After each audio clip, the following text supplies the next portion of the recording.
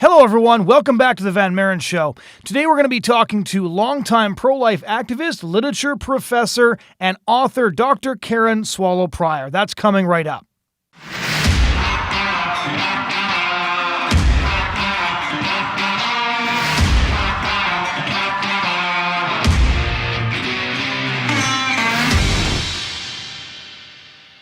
Hello, everyone, and welcome back to the Van Maren Show on LifeSiteNews.com. Today, we're going to be talking to my friend Dr. Karen Swallow Prior. She is a literature professor at Liberty University. She recently took a job at the Southeastern Baptist Theological Seminary. She's the author of a number of wonderful books. My wife is obsessed with her first book, which is called Booked, Literature and the Soul of Me. My personal favorite is still True Convictions, her biography of the abolitionist Hannah More, William Wilberforce's female counterpart. And her most recent book, On Reading Well, describes how we can learn virtue from literature. What many people don't know about Dr. Karen Swallow Prior is that she also has a long career in the pro-life movement. I keep on reading these history books of Operation Rescue and the pro-life movement, and almost every single one of them mentions her work and things she did. I've gone through old boxes of pro-life files and right-to-life offices in places like even Vancouver, and I'll always find these press releases and these missives with her name on it. And so I'm really excited to have Dr. Karen Swallow Prior on the show to talk about her experiences in the pro-life movement and how she believes literature can help us in the abortion debate. So without further introduction from me, this is my conversation with Dr. Karen Swallow Prior. So just to start off, your journey into the pro-life movement is really, really interesting. And most people, as you can tell from the chatter online, are kind of unaware of the fact that you were arrested in front of abortion clinics for trying to block the doors with Operation Rescue back in the day to get in between the women and the abortionists. And your views on pro-life strategy have evolved over time. But maybe start off by kind of giving us a few details on your journey into the pro-life movement. And for the listeners who are unfamiliar with you, one of the reasons I bring this up is because in the last 6 months, I've read 3 books written by secular journalists on the history of the pro-life movement, and your name cropped up in all 3. What basically happened is that I was a Christian who had just never really thought much about abortion, other than knowing a couple of classmates who had one and felt pressured to do so and didn't appreciate it. And so I was not a fan of it, but I think I had more libertarian kinds of leanings. So just didn't think about it much at all in terms of whether it should be legal or not. Just that I would never have one. And I wish that my friends hadn't been pressured to have them. So my little country Baptist church was having a crisis pregnancy center come and do a presentation. And so their presentation included a screening on a little tiny black and white television on an actual metal cart, a screening of The Silent Scream, the film narrated and produced by Bernard Nathanson, the former abortionist, who became pro-life largely through watching what happens in an abortion through the ultrasound technology. And so it was just a sort of an instantaneous thing for me. I actually was sitting in the back of the church and couldn't really see what was on the screen. So even though there was a visual there, it was really hearing the narration and hearing what was happening. And I just remember that moment like, oh, I just never knew abortion was so inherently violent to not just the unborn child, but even the woman's body. And my first response was, at that moment, was, I want to help women not have to make that decision. And so eventually I became a volunteer at the Crisis Pregnancy Center. And then we heard through them that Operation Rescue was coming to town. My pastor and church got involved. I felt compelled and convicted to be involved. My husband did not. It took a little while longer for him to come around, but once he did, I knew that we were united. I knew it was the Lord moving us and not just my own, human passion and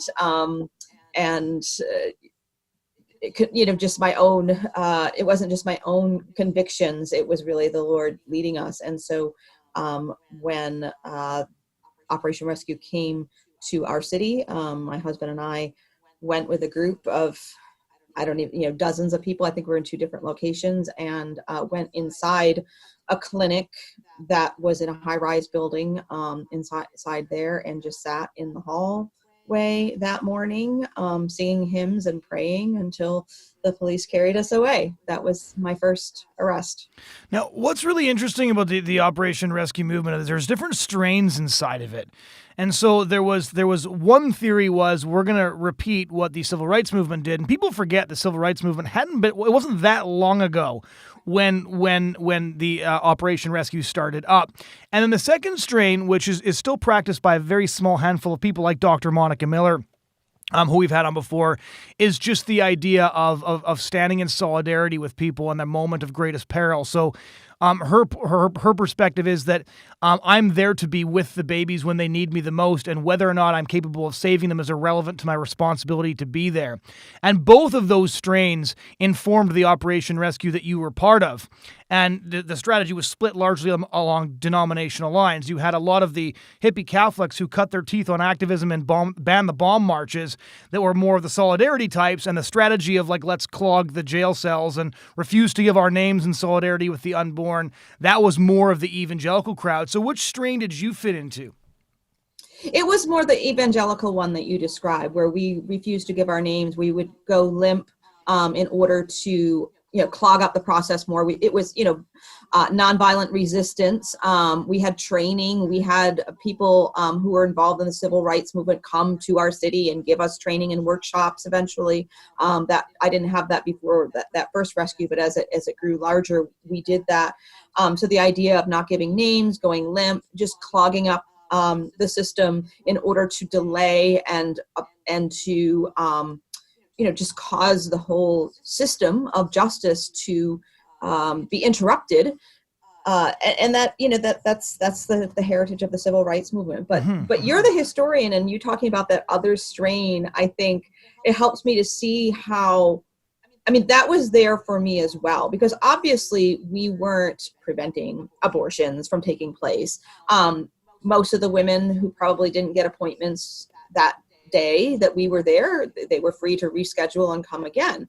Of course, it gave them the opportunity to think more about it, to possibly change their minds, to seek help. And we know that happened. But there is just something important and powerful about being there. That's what I felt when I was sidewalk counseling or just outside praying. Even, many times the clinics were constructed in such a way, especially later on when they built new ones, so that even if we were in our public space that the Constitution allows us to be in, it's very difficult or impossible to actually have communication with patients going in. And so just being there, being a presence, to me is important. And I just, even if women didn't change it, because of my work in the Crisis Pregnancy Center, where we saw so many post-abortive women who'd already had abortions. And one of the things that they would say so often was, I wish someone had been there. Why didn't someone tell me? Right. And maybe they still would have gone through with it, but it was just that responsibility of being there so that someone would be there for her, so she couldn't say later on that no one was there for her. That's a huge responsibility. Yeah. Yeah, so one of the things that I wanted to ask you specifically is because one of the things that frustrates me about the current pro-life movement in its entirety is precisely what you referred to earlier. We seem to have a very short memory, so you'll have people come forward and say, well, why aren't we just doing everything that it takes in the name of Jesus? The pro-life movement's failed because it hasn't done that. I'm like, well, only if you only know about the last 5 years, right? That's over 70,000 arrests during the history of Operation Rescue, almost double the amount of the civil rights movement, right? If you go back, Lincoln once said that history serves to remind us that our new ideas aren't new and aren't ours. And I always find that when there's a strategy debate in the pro-life movement today, it's probably already happened before, and some of the very people they could be accusing of not doing enough might be doing the thing they're advocating for us to do now. And one of the things I'm most interested in your example is you were a liberal arts student. which makes you kind of an unlikely person to be involved in something that's now considered to be a really forward conservative type of movement led by Randall Terry and formed by people like Francis Schaeffer. What was the thought process like for you that actually made you willing to get arrested and your husband to get arrested? Although having met both of you, I actually, no offense, but can much more easily see your husband doing something like that, because he's kind of like he's a really manly guy. So him standing in between, that's something that, it seems more in character for him than for you. Yeah. No, that's a fair enough question. And, that there are kind of two answers to it. One is I don't want to take more credit than is owed to me, because I was somewhat naive. There I was, a new graduate student in a PhD program in a very secular, very liberal university. And this was when political correctness and all that goes along with it was sort of on the rise. I was naive enough to think, hey, people disagree, and I'm an activist and we can disagree with one another, but activism is cool. People, as long as you're passionate and trying to change the world, even if you disagree, that's good. And I learned pretty quickly that no, that was not the case. And I really was naive. I really didn't understand how the depth of hostility that would be directed toward me and toward the pro-life movement, or just how abortion is so important to many political and ideological movements. I mean, it's not just an issue. It is, others have said it is like a sacrament. And so I got an education in that way. But the other thing is, even though I'm not, strong and manly like my husband, I am, my strongest gift, spiritual gift, is prophecy. And that has to do with, it's not foretelling the future, but it's seeing things generally in kind of black and white, and knowing, right from wrong, and feeling very, very convicted about those things. And the fact that I'm a liberal arts student, English in particular, as you pointed out, does make for an interesting combination. And I actually believe that that I'm almost hardwired in a way that to have those sort of competing tensions. So I love literature and the humanities and the liberal arts because it helps to moderate my own tendency to see things in black and white, and to have those strong convictions. And I'm an ambivert, and I'm double-handed, and I use right and left hand. So I think there are just things about my personality that are to both tend toward the black and white and also tend toward the nuance. And all those things came together in this issue, because abortion is a very black and white issue to me, in the sense of this is a human life being deprived of life for no reason at all, no good reason, no justifiable reason in 98% of the cases or more. Yet at the same time, I understand that we live in a culture that makes it okay, that has seared the conscience and has victimized women as well, because our culture says that it's okay, and we are shaped by our culture and our values, and we can become blind to the truth because of the lies that we live in every day. And so I see all the sides, and yet still have these strong convictions. So it's interesting. The word convictions is the title of the book that I was just reading earlier, that you're cited in quite frequently by a journalist. His full name escapes me for the moment, but it's a very good book. It's called Absolute Convictions. It's about the abortion wars in Buffalo.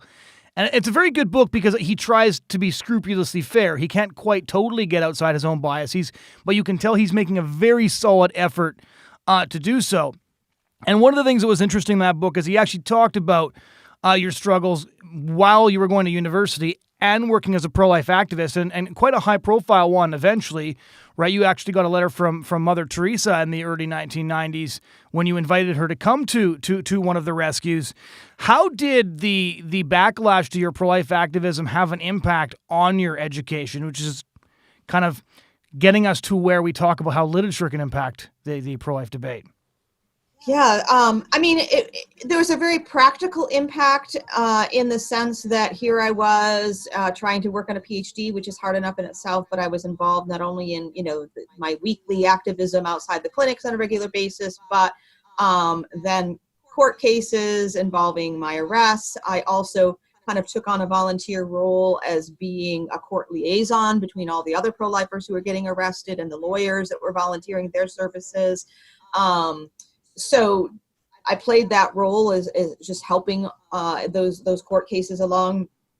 But then what I talked about before about the hostility, I mean, it was just not a popular or good thing to be doing in a PhD program in English at a state university, to be getting arrested for protesting abortion. I showed up, there was one semester when me getting dragged off by the police was on the evening news, big kind of close up of that happening. And the professor that I had at the time was not happy with that. And so in the end of course evaluation, she basically stated that my grade went down from an A to a B, probably because of my illegal anti-abortion activities, which really was, she should not have, I mean, if I had been going through some personal crisis and my grade lowered, it shouldn't be something that, she should be observing. She could just record my grade. Mm-hmm. And then I did have, I was told that there were professors who did not want to serve on my dissertation committee because of my activism. Of course, those are the kinds of things that you can't really prove. Right. And yeah. And so it was a hostile, difficult place for me to be. But the Lord used it to refine me and to, and I think to help me to be better at understanding people of different views.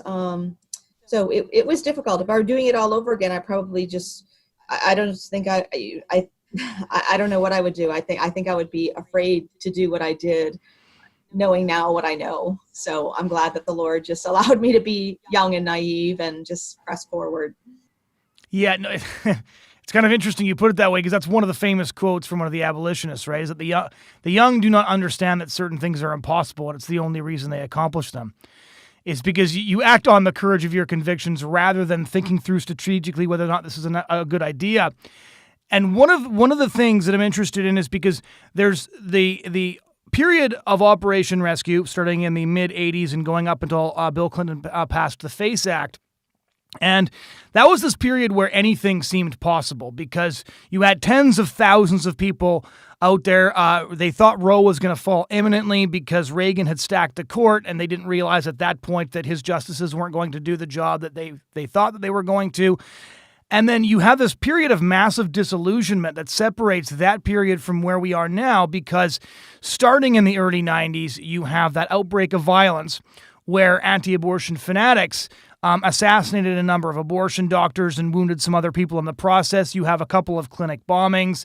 The FACE Act knocks off Operation Rescue in terms of their ability to actually go outside the clinics. We realize that the Supreme Court isn't going to overturn Roe v. Wade, and that this is going to be a decades-long slog of changing the culture. So what, as somebody who was there and was actually part of that, when you look at the pro-life movement today, and then you look at it back then, across this chasm of events that happened, some of which were very damaging to the pro-life movement, I think, in objective of PR terms, because some of the fringe fanatics were known to other pro-lifers, and that's something that people had to live with. What do you notice that's so different about the pro-life movement today as it was back then? And do you think that intervening period and all the turbulence in between had a big impact? I think it all had an impact. I mean, the most immediate impact was the FACE Act. I mean, again, I one of the other things that I was doing constantly was testifying in court, federal court, district court. Our case, local case, eventually went to the Supreme Court, and that is the case called Schenck versus Pro-choice, the Pro-choice Network. Right. And that's a case that was one of the first ones to establish the bubbles outside the clinics where you cannot protest abortion. It was just sort of like a partial victory for both sides. It was a complicated case. But so I spent a lot of time along with many others in federal court testifying in order to resist the groundwork that was being laid for using federal law against pro-lifers. I mean, basically, there were a number of strategies used even before FACE, including applying racketeering laws against pro-lifers because we were disrupting business. And so I was heavily involved in all of that. So it was it was a long process, but it was ultimately very deflating because it was one thing to go in front of a clinic. I mean, actually, most of the times that I was arrested was not for blocking a clinic. They were basically trumped up charges of trespassing, right. Which the abortion providers would use to kind of get you out of the way for the day. You go sit, in the cell for a little while till your lawyer comes and gets you out, and then the day's over. So it was just sort of a harassment strategy. And so that it's one thing to be arrested or charged or even convicted of a minor violation or even a misdemeanor. It's another thing when it becomes a felony act that could, garnish your wages for the rest of your life or have your home taken from you. I mean, obviously it sounds bad, I guess, to say, oh, that's not a price that's worth paying. But no matter what the price is, you have to count the cost, and you have to count the cost even as you're developing strategies, because that may not be a cost that is a good investment for the movement and for the long term. There are some who paid such prices. So having the federal laws change was a huge blow. But for me personally, I think it was more, and I have written about this, I don't know if this was something you were going to bring up, but it was actually being woken up in the middle of the night by one of the news stations and being told that one of the abortion doctors that I had protested, and we had all protested, had been murdered in his home by a sniper.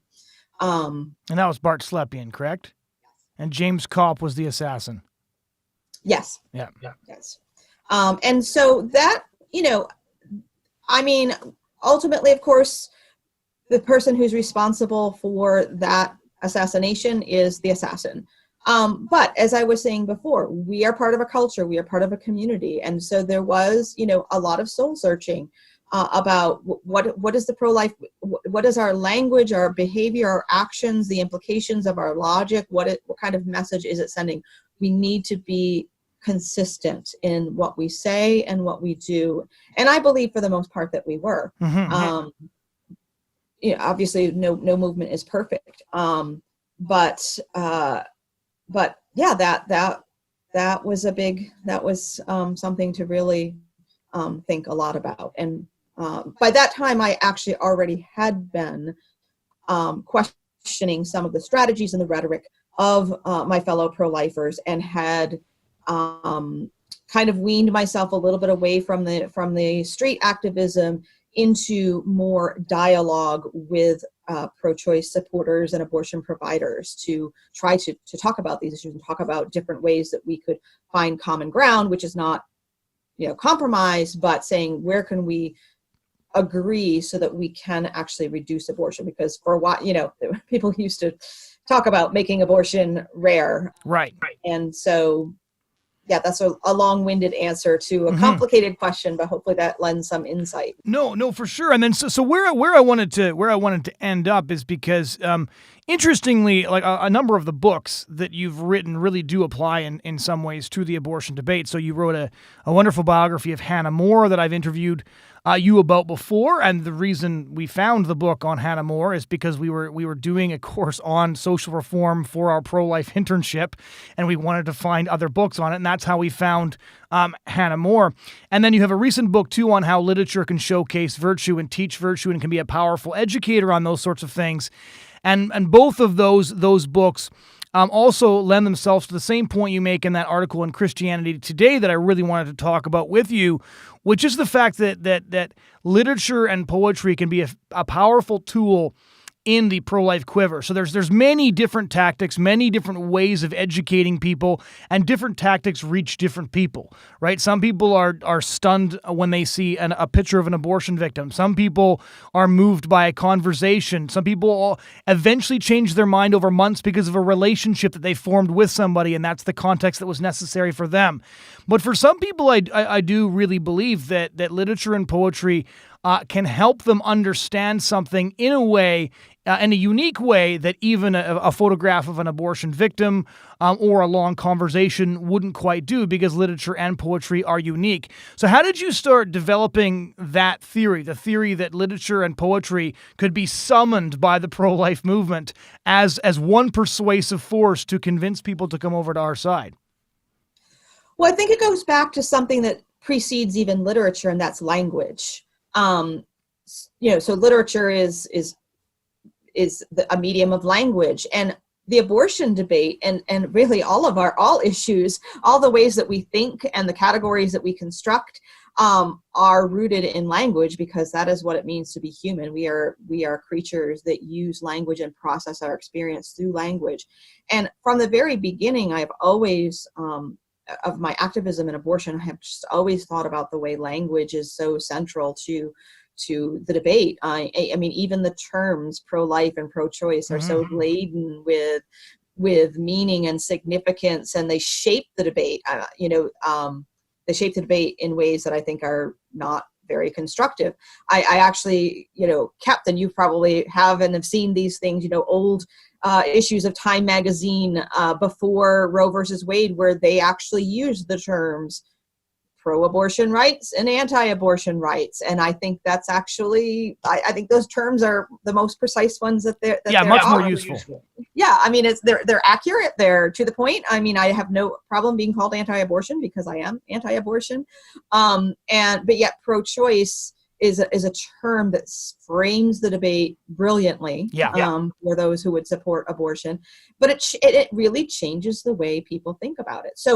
So we think in language, and our ability to think about nuances, but also to think about the way language shapes our views and what we think is central to this debate and to so many others. And so all literature helps us to understand the power that language has. So that's just sort of a more theoretical background. But then when we look at actual works of literature that present the nuances of this very complicated issue, having studied literature over the years, I've just been struck by how many pro-choice writers, poets, storytellers, whatever they may be, often can communicate the power and the complications of the abortion decision far better than the pro-lifers can, and in a way that can actually work against the pro-choice view. We just have to be willing to listen, and to not just listen to what's on the surface, but what's below the surface. And so I started paying attention, especially when I began to teach. I created and teach a women's literature course at Liberty, and I'm just amazed at how abortion is so much written into women's literature, and is often, but it's an expression. It's like, because women have been oppressed and abused and denied their moral agency and their spiritual status for, most of human history. And so abortion suddenly becomes, a quick fix to all that. It's like a false solution, right? A false freedom. So to understand, if we can understand that, then maybe we can actually get to the root problems that make abortion seem so attractive, even though to women, even though common sense tells us that it's a destructive, abuse of. Right. But not just common sense. That's interesting, because a bunch of the examples you cited in the article at Christianity Today, and I found a few myself in my own research. One of the reasons I think that some of these poems especially can be such a powerful tool is because, regardless of the fact that those who are writing the poems, because it's generally poems that you cite in your article, are pro-choice, you cannot pretend that this is an unambiguous tool of liberation, or that this is a hashtag shout your abortion type of experience. You can't even pretend it's a good experience or an experience lacking moral consequence and even moral feeling on the part of the person undergoing it, who may think that this is something that's justified in doing, because the poems that you cite are genuinely heartbreaking. And one of the themes actually is that it is, number one, a child, and number two, that those children are virtually impossible to forget no matter how hard you try. That's exactly it. And again, we're in a place now where most people who support abortion can't even articulate those things anymore. They are, because to do that is to go against the current prevailing attitude, which is that it's a concession to say that abortion is something bad or something that you shouldn't feel proud to shout. And so we're seeing a whole new set of descriptors and terms and language being used to describe abortion that's removing it even further away, I think, from our consciences.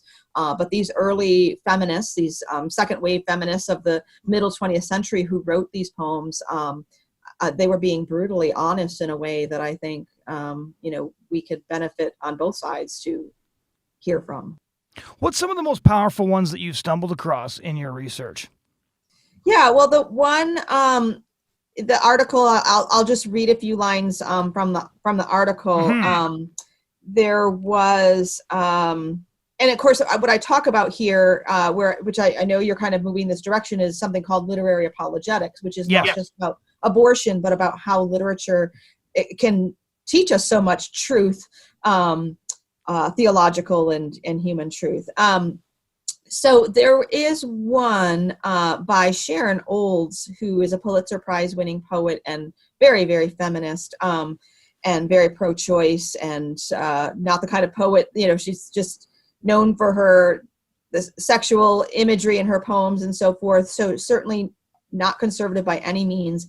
But she writes this poem giving, and I'm not reading the whole thing, but giving a situation. She's comparing the abortion to a car accident. Right. And so she imagines a woman looking out the window at night from her bedroom, and she sees the scene and says, "Cops pulled the bodies out, bloody as births from the small smoking aperture of the door, laid them on the hill, covered them with blankets that soaked through." And she goes on to talk about the other kinds of accidents. I mean, it's a stunning image of what abortion is really like. It's an image of what is portrayed on many of those signs that pro-lifers carry, mm-hmm. And get denounced for, and yet this pro-choice feminist poet sees it exactly the same way.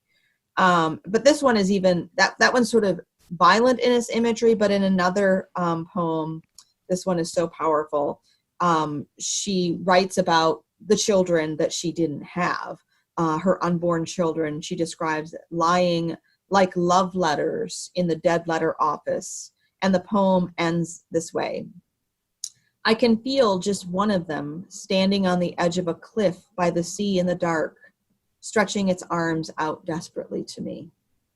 That's one of her unborn children. That one, yeah.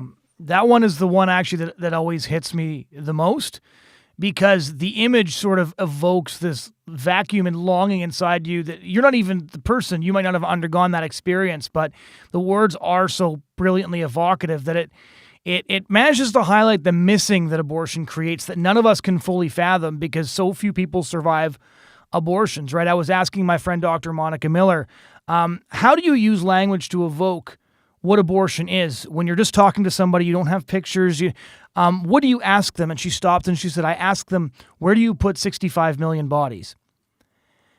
And she says, it's just asking powerful questions that force them to think about what abortion actually is, that in some ways are more powerful than a picture. That question, maybe it's because I've seen so many, but that picture actually hit me harder than a picture that I'd seen.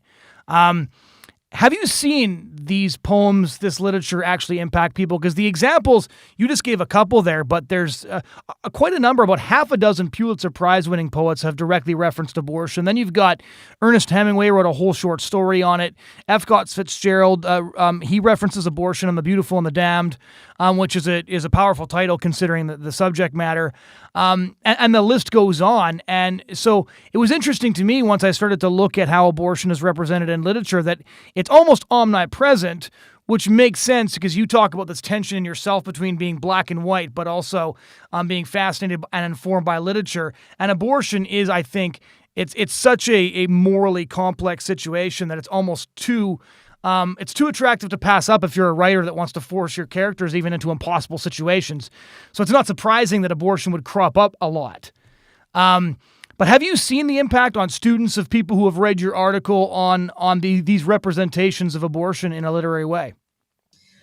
Well, I can't say that that I've received any letters from people who changed their minds or have some sort of powerful testimony from it. But I think part of the problem is that that we aren't reading a lot of poetry and literature in our culture today, right?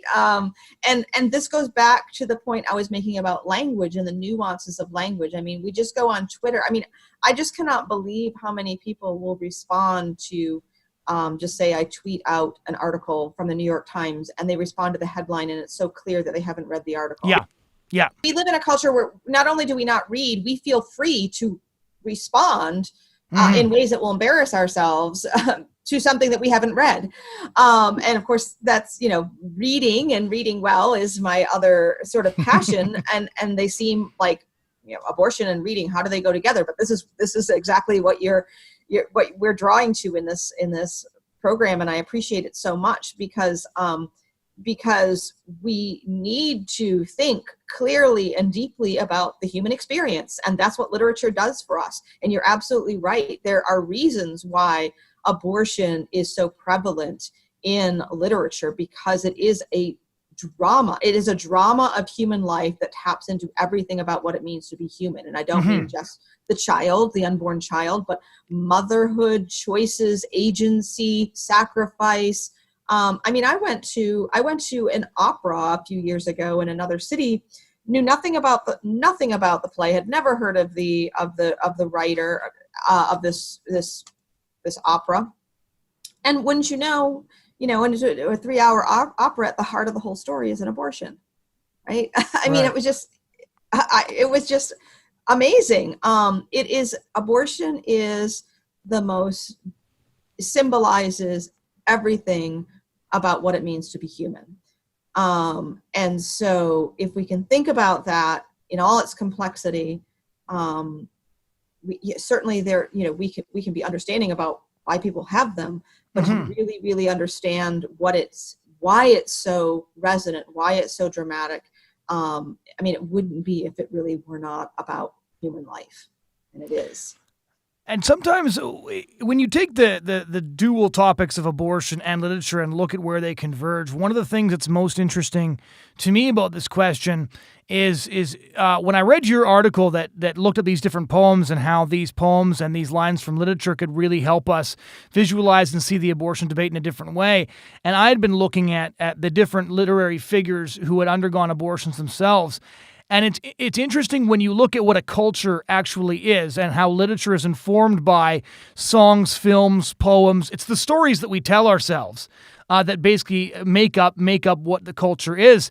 And then to realize that almost all, and I hesitate to be so sweeping, but it's true. The more I dug into it, the more I realized that abortion had affected almost everybody in the literary scene, at least from the 1920s onwards. So the F. Scott Fitzgerald, Ernest Hemingway set that used to hang out in Paris, everybody right down to the woman who ran their boarding house who had several abortions and wrote about them. And then going all the way through to 3 or 4 of the major Pulitzer Prize and Nobel Prize winning writers here in the United States. People like John Steinbeck, whose books, The Grapes of Wrath, defined an American era. He forced his wife into an abortion because he didn't want a child to distract him from his pursuit of literary glory, which he eventually achieved. at the cost of both their marriage and their child. She died broken and bitter because he ended up having 2 children with his second wife. The only reason they didn't get aborted was because his second wife refused to listen to him when he tried to push her in the same direction. And over and over and over again, J.D. Salinger, John Steinbeck, F. Scott Fitzgerald, many of the poems, Gwendolyn Brooks, Anne Sexton, abortion is such an enormous part of their life story. And in many cases, just this one tiny event consumed a whole decade before and after this event. And then you look at the body of work that these artists, these songwriters, these poets and these writers have written, and you just wonder, to what extent is abortion this great missing, this great vacuum that's in the background of our culture? We really don't understand who abortion took away from us, and we don't understand how abortion has shaped even the stories we tell ourselves. Absolutely. I mean, and now we're in a place where, we're seeing the abortion rates decline, which is wonderful. But there are other costs along the way too. I mean, I think some people are talking about the abortion rate declining simply because people are so immersed in social media that they aren't having sex anymore.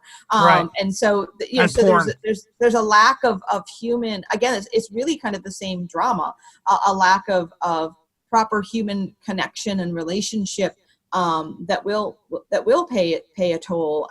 And so we'll probably start seeing literature that reflects that kind of lack of connection and intimacy. But there's no going back to the lives that were changed, the lives that were ended, that you're talking about in that period. And then the real irony, as you pointed out in Steinbeck's story, is he went on to have other children, right? And so it's just, there are just so many ironies and tragedies along the way because one child is sacrificed in order to make way for another, but a whole course of life would have been different if that first or second or third child hadn't been sacrificed. That's why I say the fusion of abortion and literature, this overlap, is it just presents you with these impossible questions that you can't help but ask, but you stare into this black void where there are no answers, like only sort of the echoes of impossible questions.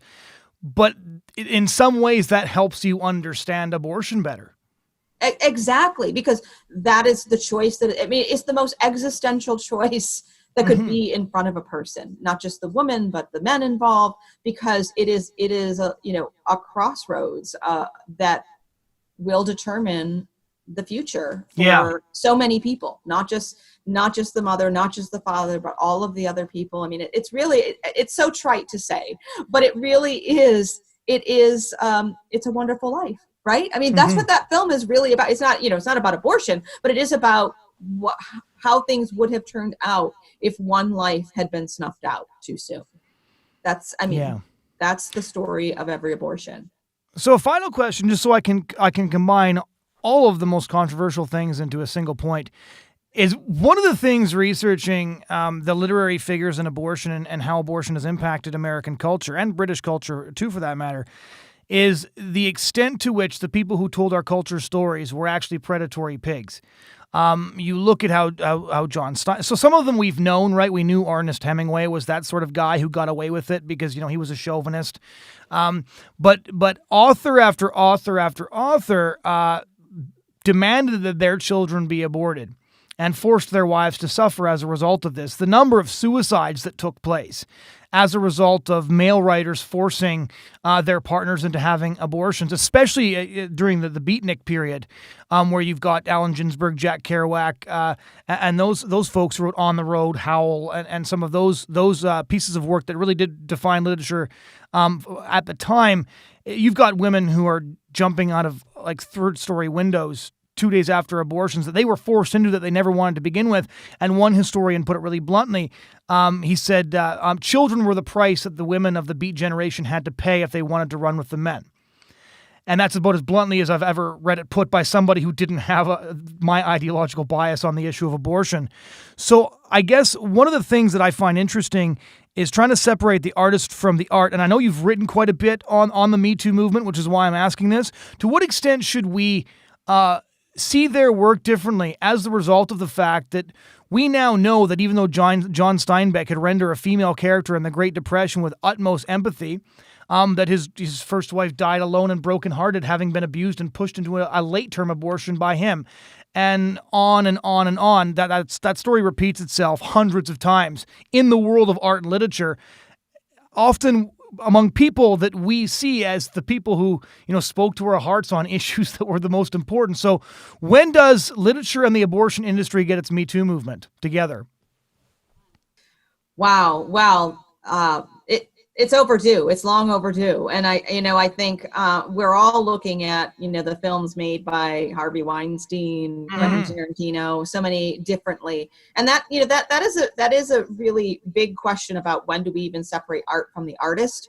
Because my period of study is earlier and it's across the pond. So there weren't a lot of abortions happening in 18th and 19th century England, my period of study, but there was a lot of abuse and misogyny. Charles Dickens is a great example of someone who abandoned his wife and their many children and took up with a girlfriend and just treated her horribly. And yet he wrote these novels, that were all about social change and kindness and compassion toward people, especially the poor. And so from all this, I think the lesson is not to read those works of literature, but to read them with the open, honest eyes that help us to understand how we're all so capable of compartmentalizing and of being inconsistent and doing great wrong and injustice to others, even as we are advocating for that kind of justice for imaginary fictional characters. So if we can recognize that in other people, in their art, in their films, then I think we can see it in ourselves better and see it in the everyday real life around us. So I think that Me Too, abortion to reckoning is one that we need to have, because it's not the examples that you cite are not ones of empowering women and giving them agency. It's the exact opposite. These women were victims, and they paid the price. Well, I'm a huge fan of American literature. It's hard to look at The Grapes of Wrath the same after I know that we got The Grapes of Wrath at the expense of Steinbeck's wife and his first child. And there's no way around that fact. It's a brilliant book, and it's a piece of Americana. It symbolizes an era. It defined an era in the same way that one picture of that really exhausted mother and her two children did, But at the same time, I know what it cost other people for us to have that book in our hands, and I can't work out what I totally think of that conflict, which is why I figured I'd ask a literature professor. Well, it's something. Again, we all need to know. And it doesn't mean not reading those works, but it means reading them in a way that helps us to see how we're all contributing to this kind of culture where our values are so upside down, and to change that, hopefully. Well, thanks a million for taking the time to answer all these questions. No, this is a great discussion. It was an honor, and I hope it's fruitful and helps people to think these things through, and maybe will inspire some people to read some more literature. Hopefully. Ladies and gentlemen, that was my conversation with Dr. Karen Swallow Prior, author, literature professor, and pro-life activist. If you want to check out past shows, please head over to lifesitenews.com, click on the podcast tab, and you'll find my podcast there. We have conversations like this every week. If you want to check out opinion commentary, you can also head over to lifesitenews.com. Thank you so much for joining us this week, and we do hope you'll join us again next week.